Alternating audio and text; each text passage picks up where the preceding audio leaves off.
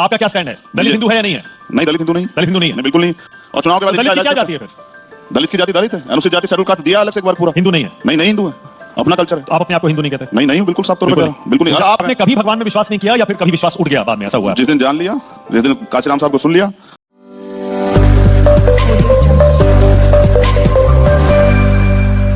बहन जी से आपका रिश्ता आज तक समझ ही नहीं पाया। मैंने आपके इतने इंटरव्यू किए, मैं हर बार बहन जी पर आपसे सवाल पूछता हूं, मैं समझ ही नहीं, कैसा रिश्ता है? दोस्ती है, दुश्मनी है, खट्टा मीठा दोनों है, या फिर इस रिश्ते का परवान चढ़ना अभी बाकी है? तो वो मानती नहीं है रिश्ता और हम सामाजिक रूप से मानते हैं, इतना रिश्ता है।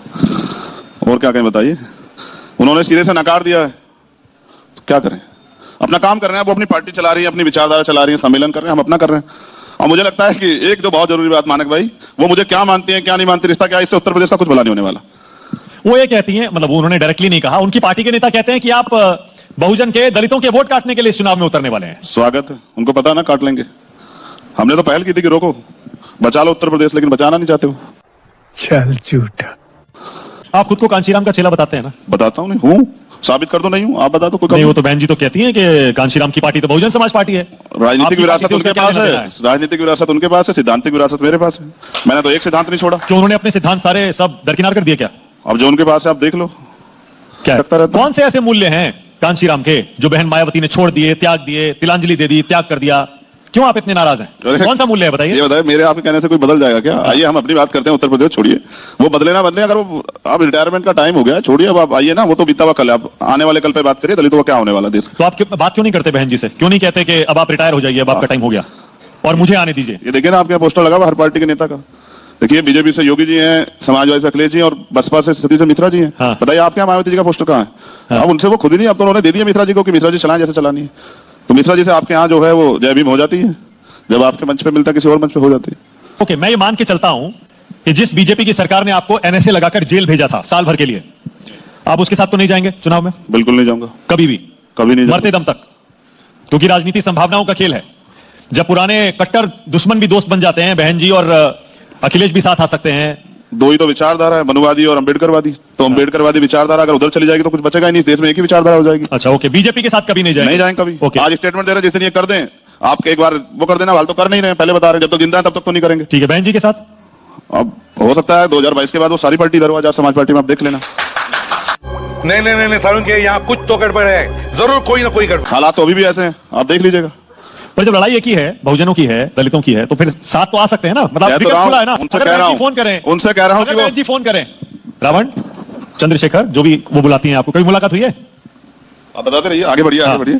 कहें कि आ जाओ, मिलना है, आओ चाय पीते हैं, तो जाएंगे या नहीं जाएंगे? जाएंगे ना? बुलाएंगे, चला जाऊंगा, लेकिन एक सत्य है कि आजाद समाज पार्टी को ही चलाऊंगा, उसी का वर्कर बनकर रहूंगा। बुलाएं, कुछ भी करें, गठबंधन नहीं करेंगे। मैंने क्या, गठबंधन तो अलग, बुलाने का मतलब कह रहा हूं। मैं तो कह रहा हूं उनको कि वो छोड़े जीत, 2022 में युवाओं को मौका दें, 24 में उनको प्राइम मिनिस्टर हम बना देंगे, क्या दिक्कत है? हमें क्षमता है। अच्छा, मतलब आप ये कह रहे हैं कि वो केंद्र की राजनीति करें और आपको उत्तर प्रदेश की राजनीति करने दें। 4 बार सीएम रह तो गई हैं, आप प्रधानमंत्री बने और हमसे कहें कि बनाओ, देखो खून का। अच्छा, तो चाय पीने जाएंगे तो आप उनको यही कहेंगे? आप कहते हैं दिल्ली की राजनीति ऐसा नहीं कि हमें नहीं सुनते हैं, उनका एक एक नेता सुनता है, हमारे तो सुनता, उनका सुनता, विपक्ष के लोग भी सुनते हैं। बीजेपी कहती है दलित पहले हिंदू है, जाति बाद में है। आप लोग तो नहीं कह रहे हैं, कौन कह रहा है? मैं तो कल से सुन रहा हूं कि दलित सीएम बना दिया, दलित सीएम बना दिया, दलित सीएम बना दिया। आपने तो नकार दिया ना कि दलित हिंदू नहीं है, ये तो साफ हो गया ना। ये कहा कि हिंदू सीएम बना दिया, ये कहा कि दलित सीएम बना दिया, और हमें तो अधिकार इसलिए मिले कि हम हिंदू नहीं। बीजेपी का बड़ा क्लियर स्टैंड है कि पहले हिंदू बाद में जाति। आपका क्या स्टैंड है? दलित हिंदू है या नहीं है? नहीं, दलित हिंदू नहीं, दलित हिंदू नहीं है, नहीं बिल्कुल नहीं। और बीजेपी चुनाव से पहले बताती है हिंदू, चुनाव के बाद इन्हीं की खाल तारती है। इन चुनाव से पहले प्रधानमंत्री इन्हीं के पैर धोते हैं और चुनाव के बाद दलित की क्या जाती है फिर? दलित की जाति दलित है, अनुसूचित जाति शेड्यूल कास्ट दिया अलग से एक बार पूरा। हिंदू नहीं है? नहीं, नहीं हिंदू है, अपना कल्चर है। तो आप अपने आप को हिंदू नहीं कहते? नहीं, नहीं हूं, बिल्कुल साफ तौर पर कह रहा हूं, बिल्कुल नहीं। आप बताइए ना, फिर दलित कौन है जिसकी चर्चा हो रही है आपके सबके चैनल पे कि दलित को सीएम बनाया? पूजा पाठ नहीं क्या आपने कहा ना कि, आप बताइए ना, छोड़िए ना, ये बताइए कि आपने कहा कि हिंदू सीएम बनाया, क्यों चर्चा कर रहे हैं पंजाब में दलित सीएम बनाया? आप ही तो बता रहे हैं कि हम दलित हैं, हम हिंदू नहीं है। हमने तो उस व्यवस्था में सदियों से मार खाई है, सदियों से अधिकारों से वंचित रहे। चाहते तो बाबा साहब दूसरा देश बना देते। पूजा पाठ मैं क्या कह रहा हूं, देखिए बाबा साहब का राष्ट्रवाद देखिए ना, दूसरा देश चाहते तो बना देते पाकिस्तान की तरह, लेकिन लड़े और इसी में रहा, कहा किसी को सुधारेंगे और नहीं सुधार पाए तो बौद्ध धर्म ग्रहण किया। ओके, आप पूजा पाठ करते हैं? मैं तो ये कहता हूं कि भगवान अगर इतना कमजोर हो गया कि उनको ऐसे भक्तों की जरूरत पड़ रही है जो राम नाम पे हत्या करवाते हैं, तो मैं तो नहीं मानता हूं।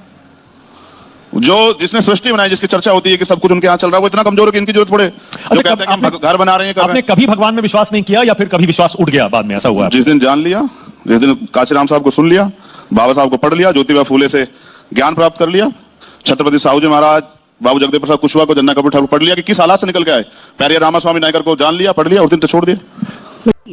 बहुत तेज हो रहा है। लेकिन सारा का सारा दलित तो चला गया बीजेपी के साथ। देखिए ये हमारे मानकर यहाँ कि हाँ हम हिंदू हैं और बाकी वजहों से भी। हमारे यहाँ घर पे रविदास जी को मानते हैं, सदगुरु रविदास जी महाराज। हाँ। और वो उन्होंने कहा मन चंगा तो कटौती में गंगा। अगर आपका मन साफ पवित्र है तो आपको कहीं जाने की जरूरत नहीं है। अभी यही इसी मंच पर आपसे पहले सतीश मिश्रा बीएसपी के महासचिव आए थे। उन्होंने कहा कि जो भी कोई बीएसपी से निकला, जो भी कोई बीएसपी से अलग हुआ, वो मिट्टी में मिल गया। सही कह रहे हैं, नाश तो उन्होंने किया है। उन्होंने नाश किया, इस मूवमेंट का पूरी का नाश उन्होंने किया है। वो काशीराम साहब से बड़े नेता हो गए। काशीराम साहब अपने पूरे जीवन में कभी उन्होंने नहीं कहा कि हम राम मंदिर बनाएंगे।